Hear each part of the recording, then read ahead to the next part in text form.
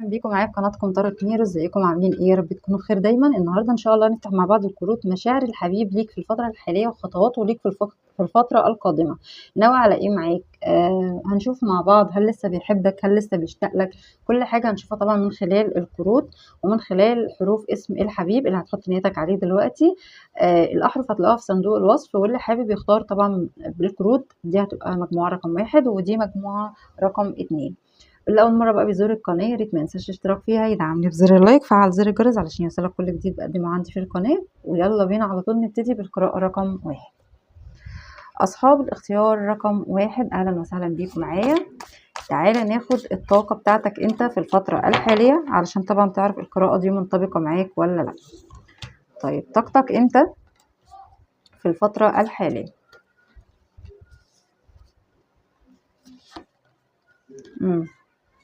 واضح ان انت متشبث على رأي معين، يا اما مع الحبيب يا اما مع طرف تاني.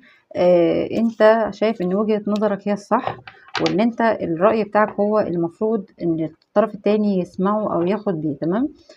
شايفة كمان ان انت بتحاول تعمل حاجة في الفترة الحالية بتجلب ليك الحظ، او ان انت بتحاول تستعيد حاجات في حياتك تخلي الدنيا تبقى احسن والطف معاك الفترة الحالية. ممكن كمان تكون انت في علاقة وعايز تتشافى من العلاقة دي او تبتعد عنها وتتعافى منها، او في موقف في حياتك انت مش قادر تنساه لكن بتحاول تتعافى منه في الفترة الحالية برضو.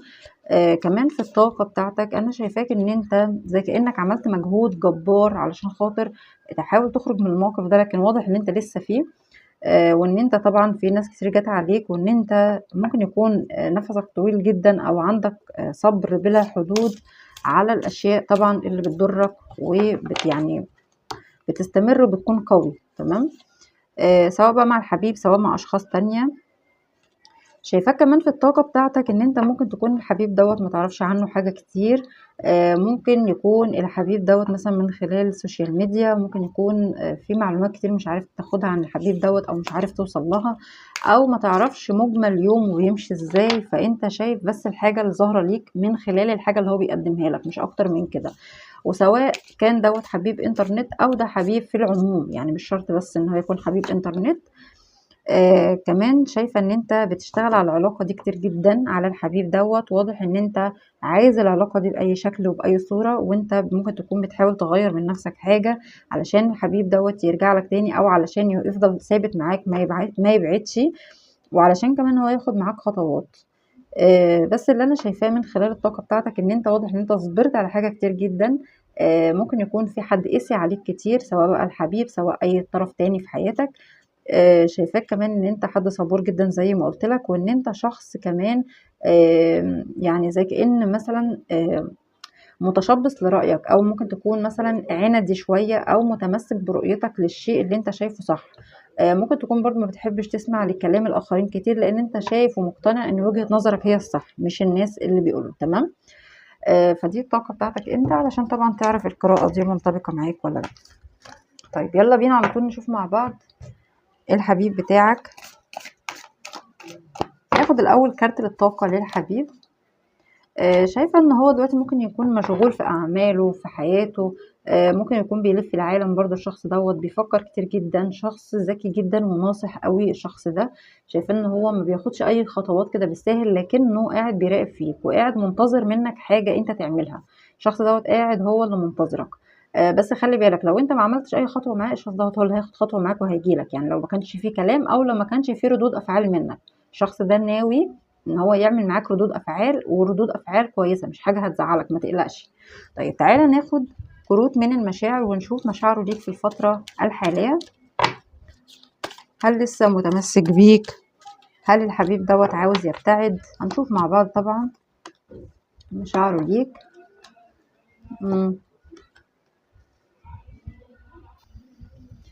هنشوف طبعا كل حاجه عن الحبيب دوت، تخيلاته عنك العاطفيه، كل حاجه هنشوفها من خلال عاطفته ليك.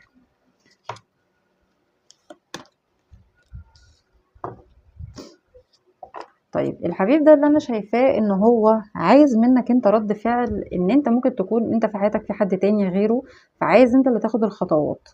هو شايف ان انت مقيد في شيء، الحبيب دوت انت مقيد فيه ومش عارف تخرج منه، وهو اللي مستني منك رد فعل. تمام.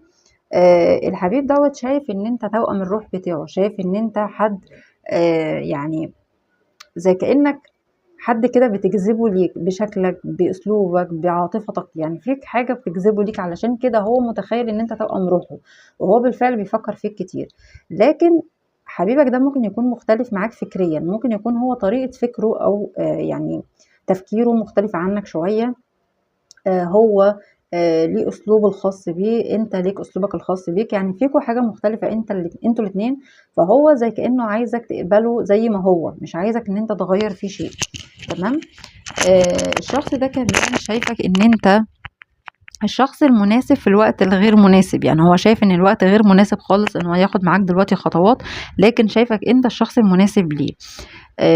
شايف كمان ان هو عايز يدي العلاقة دي فرصة تانية، لو سواء كان في بقى ابتعاد، سواء كان في مثلا دلوقتي صمت في العلاقة، او حتى لو انتوا كنتوا مع بعض، هو عايز يعني زي كأنه يعيد العلاقة دي من اول وجديد تاني، ويفضل يحبك، وان هو يدي العلاقة دي فرصة تاني. هيحبك حب يعني غير مشروط، يعني اللي هو مش هيبقى مستني منك اي مقابل، هو هيفضل يحبك كده طول العمر وخلاص. سواء بقى انت كنت هتنفع تكون ليه او مش ليه، هو هيفضل يحبك وهيفضل يفتكرك.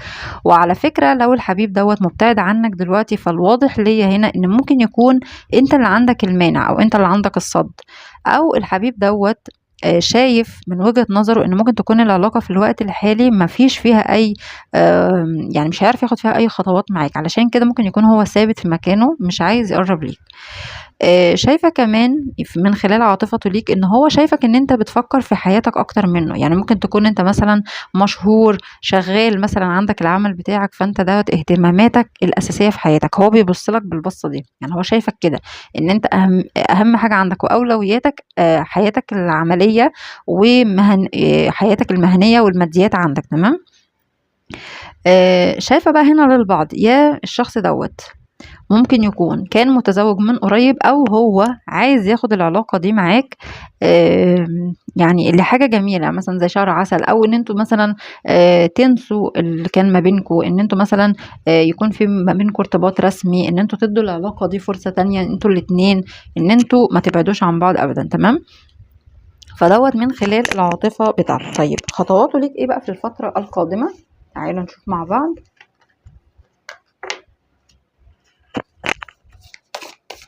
نشوف ناوي يتعامل معاك ازاي في الفترة القادمة بإذن الله.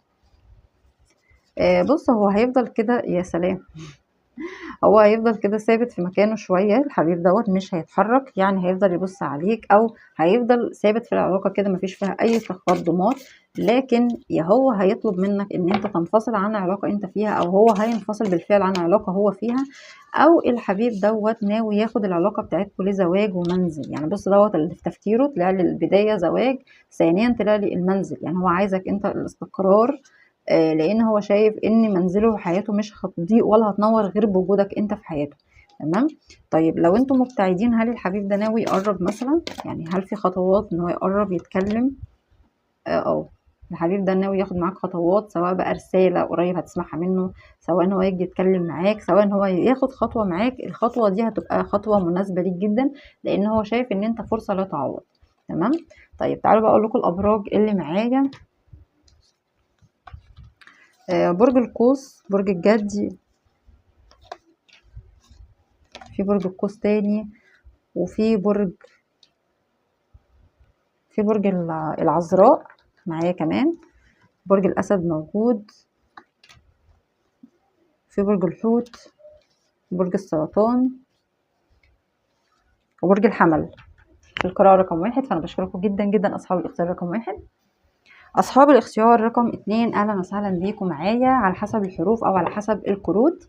تعالى ناخد الطاقة بتاعتك أنت في الفترة الحالية، علشان طبعا تشوف القراءة دي منطبقة معاك ولا لأ، لأن طبعا أهم حاجة في القراءة الطاقة بتاعتك أنت.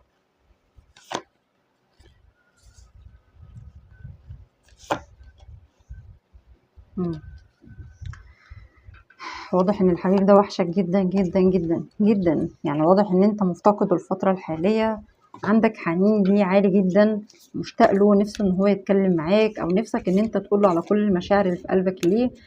ممكن يكون الحبيب ده تعبك شوية، ممكن يكون بيقرب ويبعد اون اوف كتير معاك. شايفاه ان هو ممكن يكون كمان زهقك شوية، ممكن يكون خلاك مليت من العلاقة، لكن انت فعلا مفتقده جدا جدا. نفسك ان انت تنطلق مع الحبيب دوت، نفسك ان انت ان هو مثلا تاخده وتروح في مكان بعيد، ان انتوا مثلا تعيشوا حياتكم. انت شايف ان انت الحبيب ده ممكن يكون الشخص اللي مثلا رجعلك الحياة تاني من بعد ما انت كنت مفتقد اصلا للعاطفة، يعني ممكن يكون دوت اللي رجعلك المشاعر تاني. بس انت زي كأنك مآمن بأحلامك ومآمن برؤيتك ان الشخص دوت رجعلك تاني، او ان الشخص دوت انت ليك نصيب معاه. وكمان انت زي كأنك قاعد بتترقب كل حاجة هو بينزلها مثلا على السوشيال ميديا، او المواقف اللي هو بيعملها معاك، وانت بتقول ان هو بيعمل كده علشان بيحبني، او ان هو مثلا ان هو ممكن يكون مفتقدني، او ان هو مثلا بيعمل حاجات علشان خاطر ان انا ارجع له او اتكلم معاه، او ان انا افضل موجود في حياته، فانت بتبرر له. تمام. كمان في الطاقة بتاعتك انت، مش بقولك وحشك جدا، انت عاوز معاه بداية جديدة تاني، وعايزك ان الحبيب، انت عايز ان الحبيب ده يحقق معاك العدل. انت شايف ان هو ممكن يكون ما كانش عادل معاك في السابق، فانت عاوزه يرجع ان هو يهتم بيك ويديك حقوقك. ولو ده كان زوج مثلا منفصلين، فانت عاوزه يرجع لك بطاقة تانية جديدة، بطاقة ان هو تحقيق العدل معاك، ان هو يديك حقوقك لو انت ليك حقوق عنده، وان العلاقة ترجع تاني فيها استقرار. تمام. فدي الطاقة بتاعتك انت، علشان طبعا تعرف القراءة دي منطبقة معاك ولا لا. طيب تعالى نشوف بقى من خلال العاطفة مشاعر حبيبك ليك ايه الآن.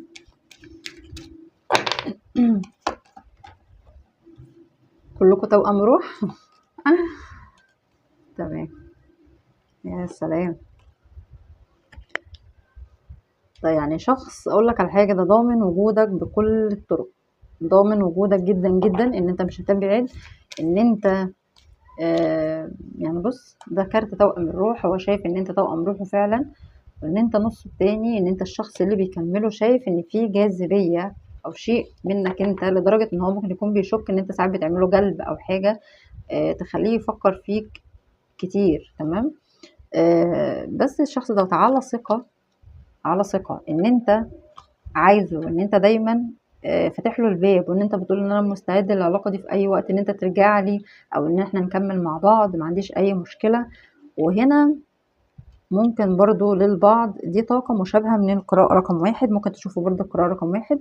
شايفة ان ممكن يكون فيكوا حد عنده اطفال، او هو الحبيب عنده مشكلة منذ الصغر، او انت عندك مشكلة منذ الصغر، او انتوا ممكن تكونوا كنتوا متربيين مع بعض مثلا، ليكوا ذكريات منذ الطفولة انت والحبيب، هو مش قادر ينساها. تمام. او ممكن يكون بيجمع ما بينكوا اطفال برضو. لكن هو شايف ان كل مشاعره متوجهة ناحيتك، انت برضو بتجذب ليك. آه، بتتردد في ذهنه كتير، مش قادر يبعد عنك الشخص ده. بس ساعات بيحس ان انت لابس ماسك، مش بتحسسه او مش بتعرفه كل حقيقتك. يعني هو ساعات بيحس ان انت بتخفي عنه اسرار، ان انت ما بتقولوش على كل حاجة بتحصل في حياتك، او ان انت كمان ممكن يكون في طرف تاني في حياتك، وان انت ما بتحاولش توريله ان في حد تاني في حياتك، او ممكن يكون هو لو يعرف ان في طرف تاني، فهو شايف ان انت بتوصل له مثلا ان انت مش مرتاح مع الطرف ده، لكن هو شاكك ان انت ممكن تكون مرتاح ومبسوط مع الطرف ده، مع ان هو هنا عنده ثقة فيك ان انت دايما عايزه. بس هو زي كأنك شايف ان انت بتراضيه وبتراضي طرف تاني. فدي برضو حتة كده خدوها معاكم، بس هي مش هتبقى منطبقة على الكل، هي دي للبعض بس. تمام. شايفة ان الحبيب ده برضو بيحب نفسه، بيحب ذاته، بيحترم نفسه جدا جدا. في الصمت، يعني هو بيحس ان الصمت او البعد هو اللي بيخليه يعني دي كرامته، كرامته عنده رقم واحد، فده اللي بيخليه يبعد مثلا او يسكت، او هو مش عايزك ان انت تيجي عليه في يوم من الايام. تمام. بس هنا الشخص دوت انا شايفه ان في المشاعر قريب قوي، لان هنا الكارت بيقول لك قريبا جدا.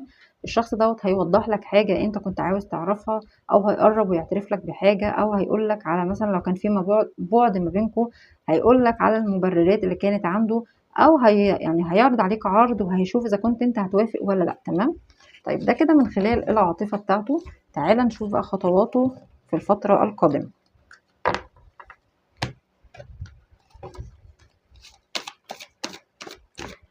حبيبك خطواته ليك الفترة القادمة، ناوي يتعامل معاك ازاي؟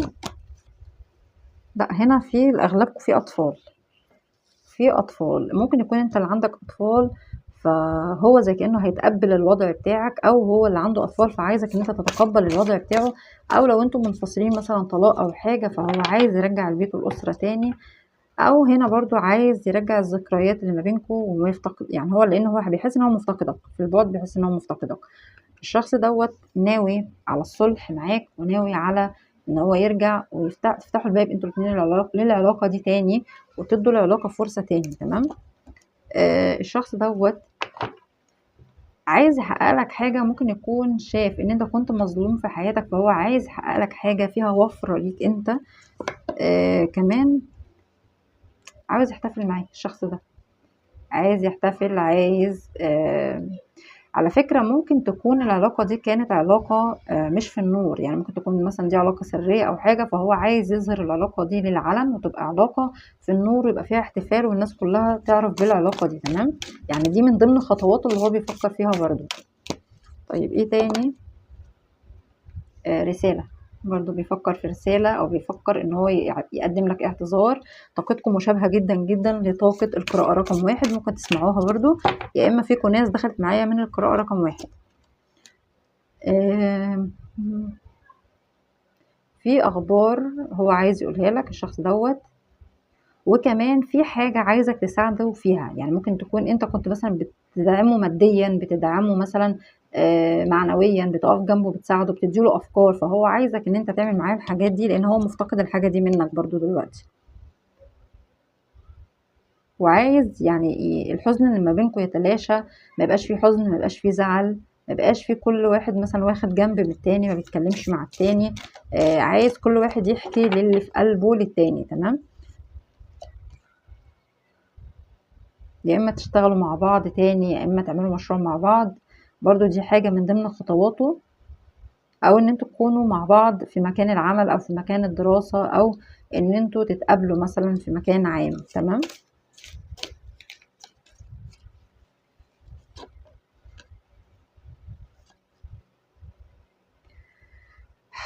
هو شايفك ان انت حد روحاني جدا كمان الشخص دوت، وهو بيحب افكارك جدا وبيحب طريقة تفكيرك، بيحب طريقة كلامك، فدي حاجة برضو هو حابب ان هو يقرب ليك تاني، او ان هو يكون متواجد معاك بسبب الشيء دوت، ان هو مش عاوز يبتعد عنك بسبب الشيء ده كمان.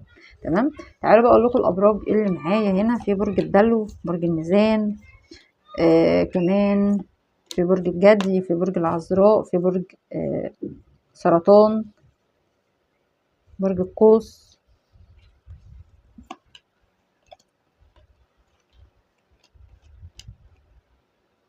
برج الحوت. بس دي الابراج اللي معايا في القراءه رقم 2. فانا بشكركم جدا جدا، يا رب الفيديو يكون عجبكم، لو عجبكم يا ريت ما تنسوش الاشتراك في القناه، دعموني بزر اللايك، فعلوا زر الجرس، والى اللقاء في فيديو اخر ان شاء الله.